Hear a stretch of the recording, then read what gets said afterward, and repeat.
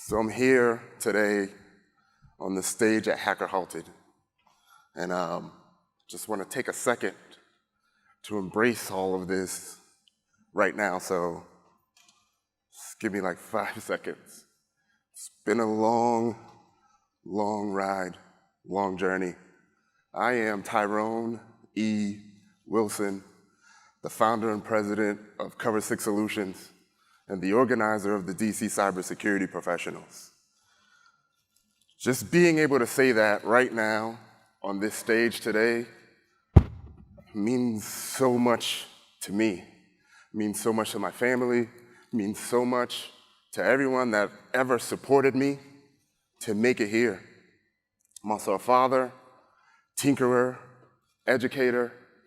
I have a really strong passion to help as many people as I can through education in cybersecurity.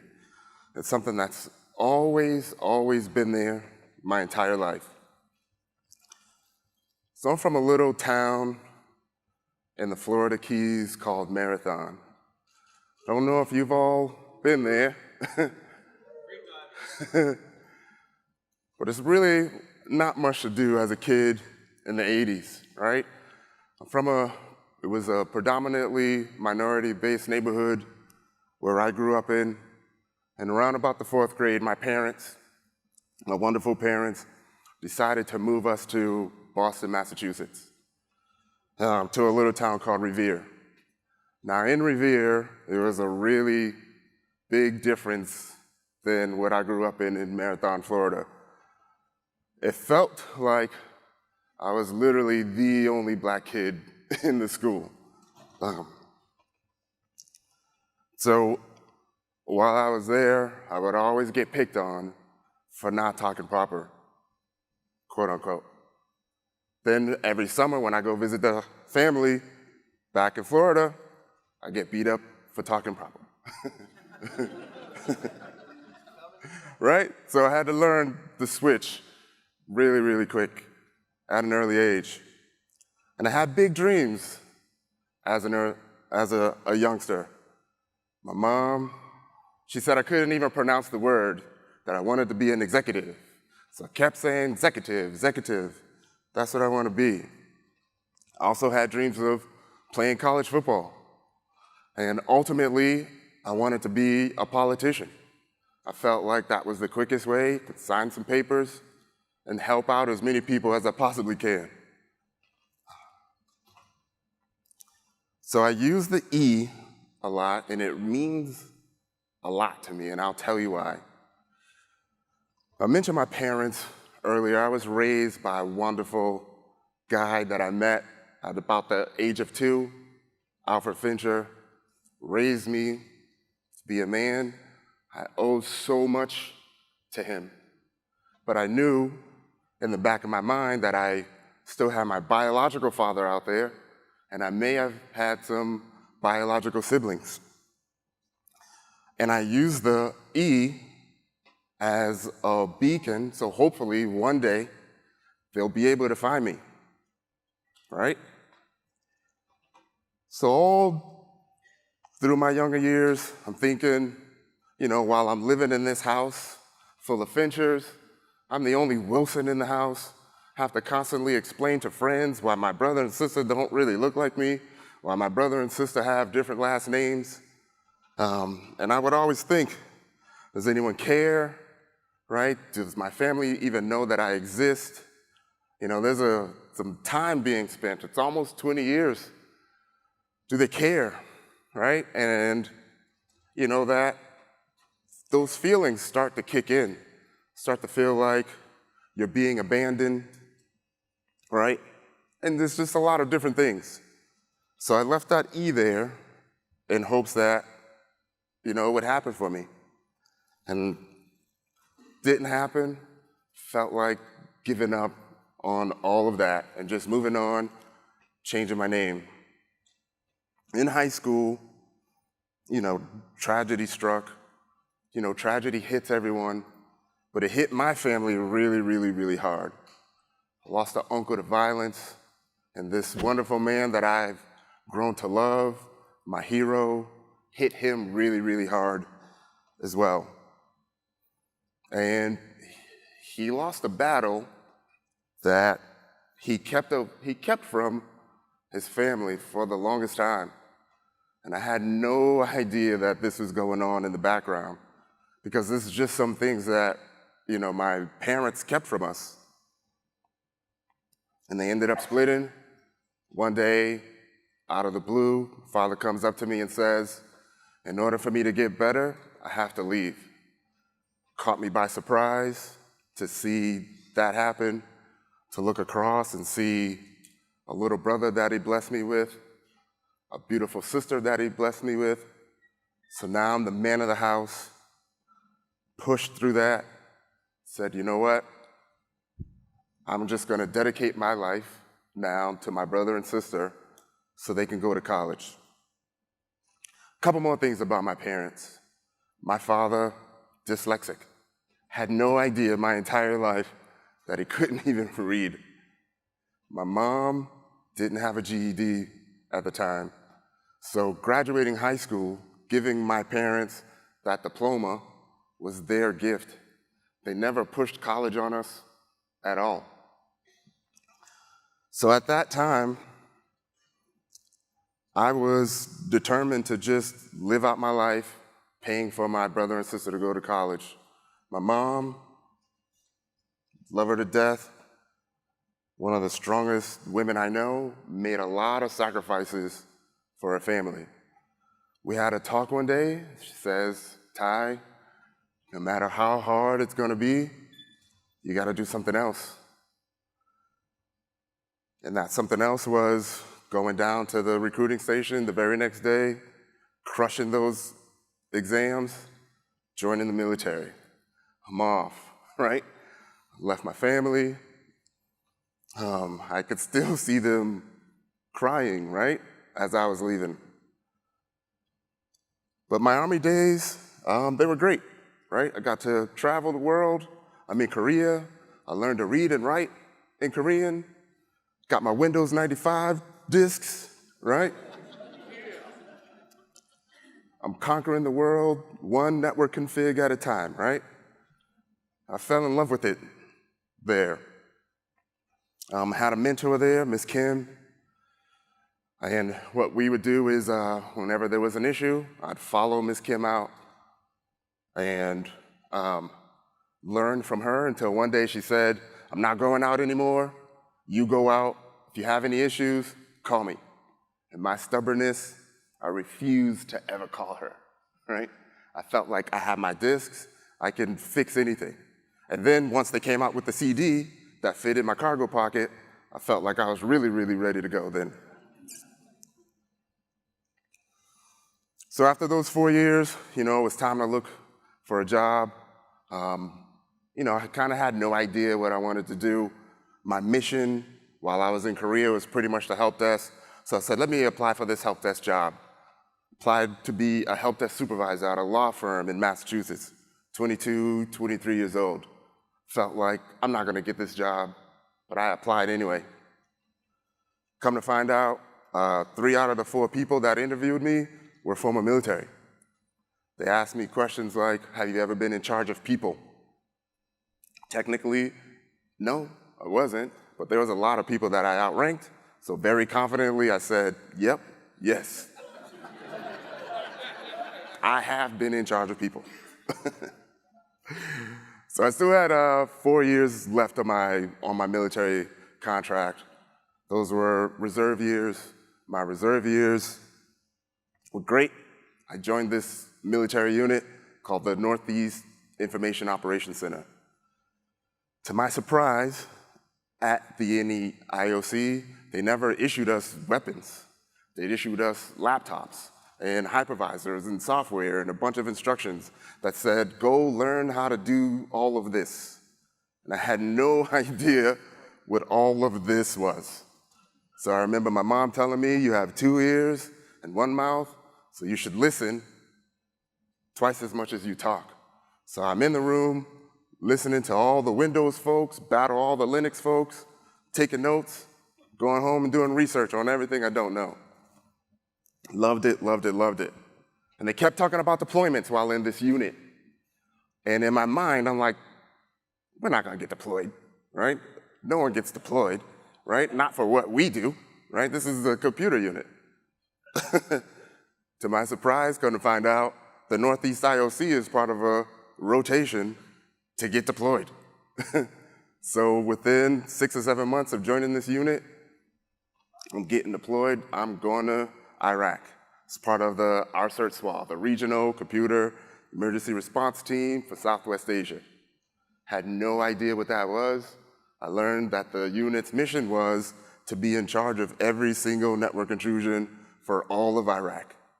So imagine that, 22, 23 years old, right? How am I gonna handle that?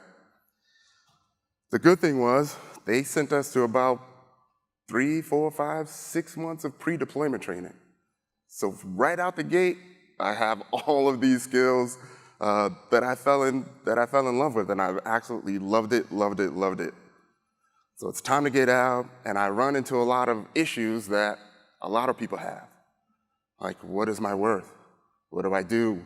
What positions do I apply for? Where do I even look? How do I handle the interviews?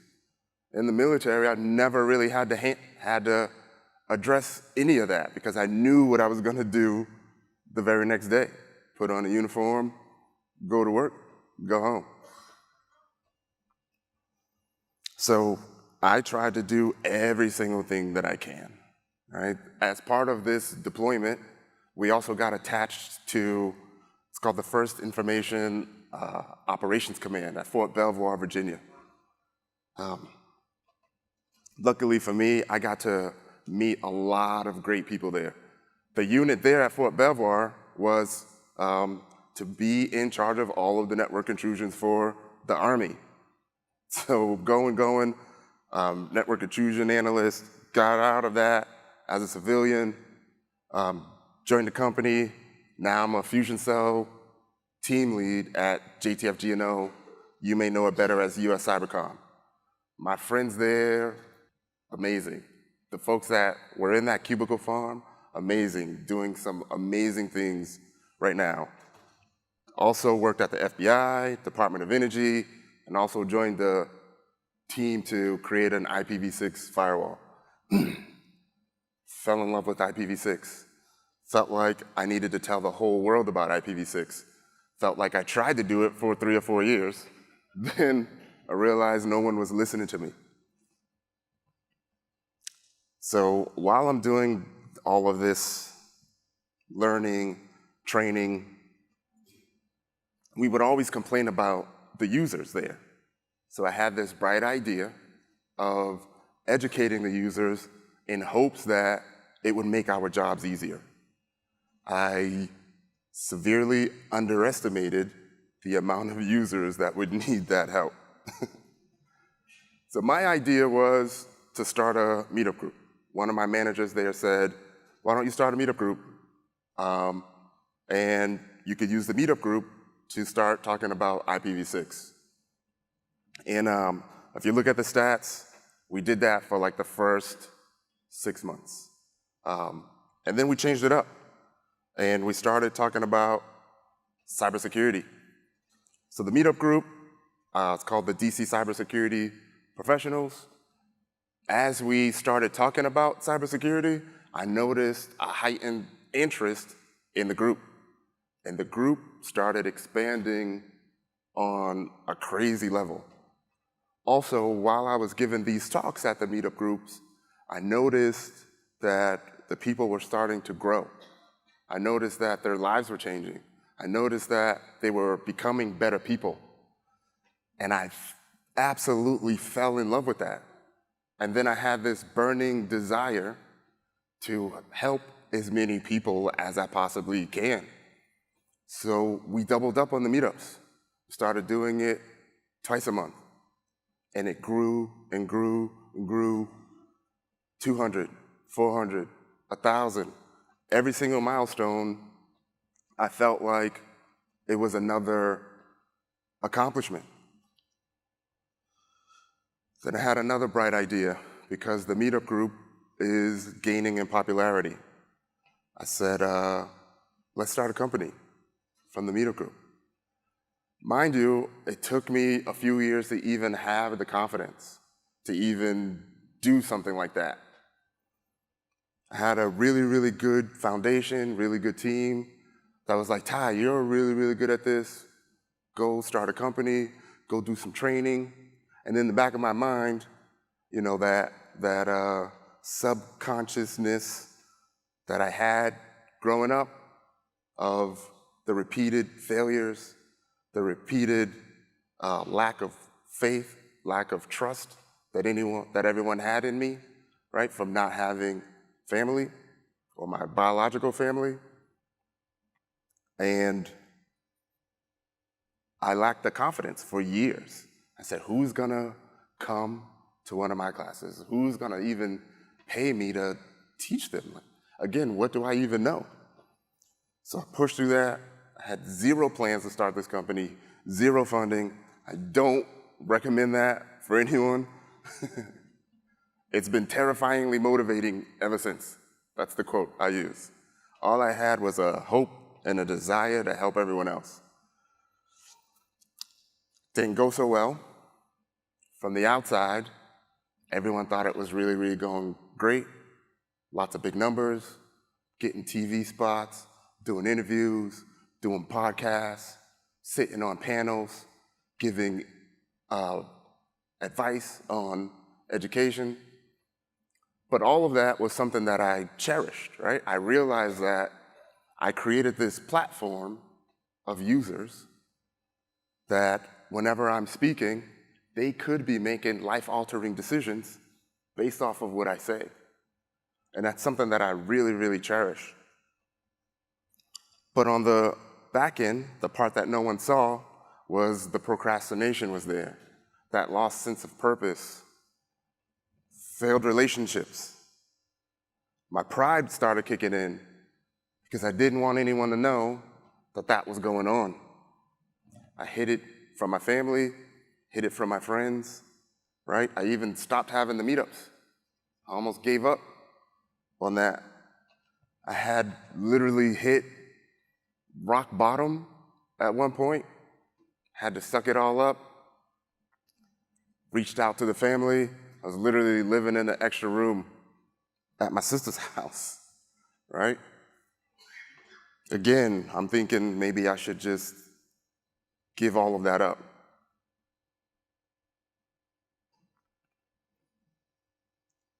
But I had to regroup, had to get all of my personalities together, have a huddle with myself, and literally Ray Lewis myself, right? Anyone know who Ray Lewis is? Had to Ray Lewis myself. Had a chat with my brother, started talking about these R's. All right, so the first one, I had to release that anger that I had for my father, feeling like he never listened to all of the lessons that he told us, right? How could you do that? How could you do drugs? How could you leave us?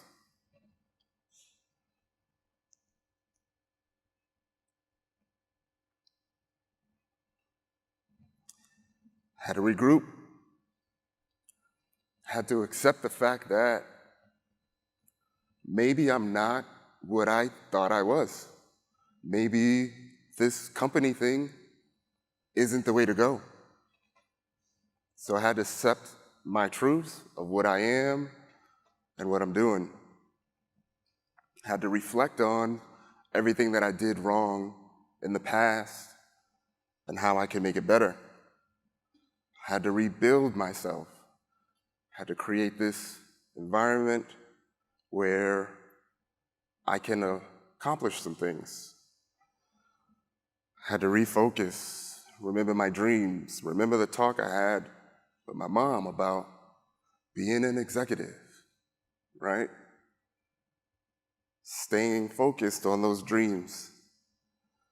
Had to rewrite my story, change my path, figure out where I'm going, what I'm doing. Here I am. Who is Tyrone E. Wilson? had to respond, push through a lot of these tough times.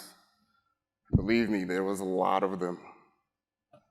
Had to get results, actually point out something that was quantifiable so I can get a little win and learn to reward myself and embrace those little wins.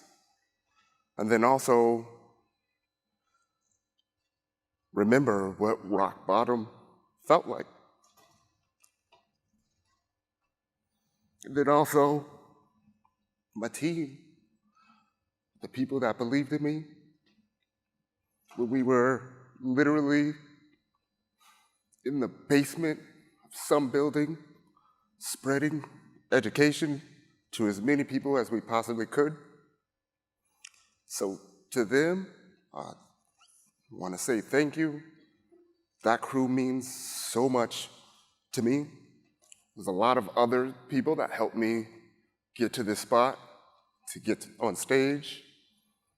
Marcel in the back, thank you. One of my cousins, Steve, is here today. Thank you so much. You're like a brother to me. Then I had to think about life. And there's a crazy thing about life. You realize how precious it is when it's almost taken from you. You realize how precious it is when you lose loved ones. And I had lost some loved ones recently, but I learned to push through that. And I realized that life and everything that I was going through, the trials, tribulations, helping people, was preparing me the entire time. Almost everything that I felt like was a detriment before ended up helping me. I used to feel like joining the military kind of made me a loser because 90% of my school went to college. I felt like speaking proper was a detriment. It helps me now. Also, being the only person of color in the room has zero effect on me now. I'm actually okay with all that. I feel like it's my opportunity to represent. It's my opportunity to let people that look like me see me and let them know that it is possible, not to give up. It also allowed me to do some other things. One of those things was, most recently, met my biological father. And this is the moment that 40 years of wondering, 40 years of not knowing, hit me all at once. My sister, God, she's the best, had a brother and sister that took this journey with me, right? We went down to go meet him. Believe it or not, because I still have this desire to help as many people as I can, I did it Facebook Live. Had all my friends watch my journey in hopes that it could just inspire someone else to get that closure as well. So, seeing this now, who is Tyrone E. Wilson?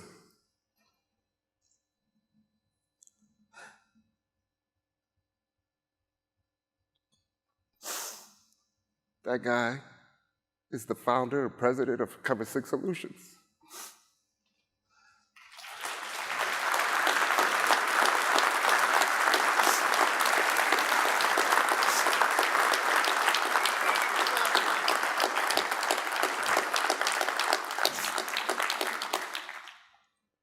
That guy is also the organizer of the country's largest cybersecurity meetup group. Father, tinkerer, educator, and there's more. I got to fulfill my dream last summer.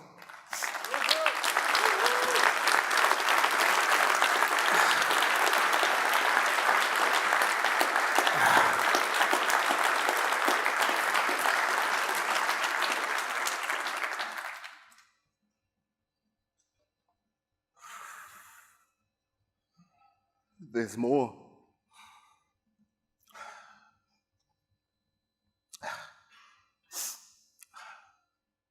I found my siblings.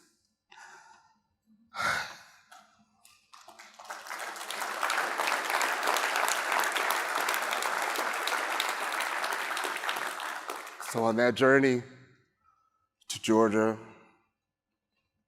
found out I have 3 other brothers and a sister. They knew about my military life. They were looking for me the whole time. They sang for me. They're accomplished musicians. They're great people. They grew up together. They answered all of the questions that I was looking for my entire life.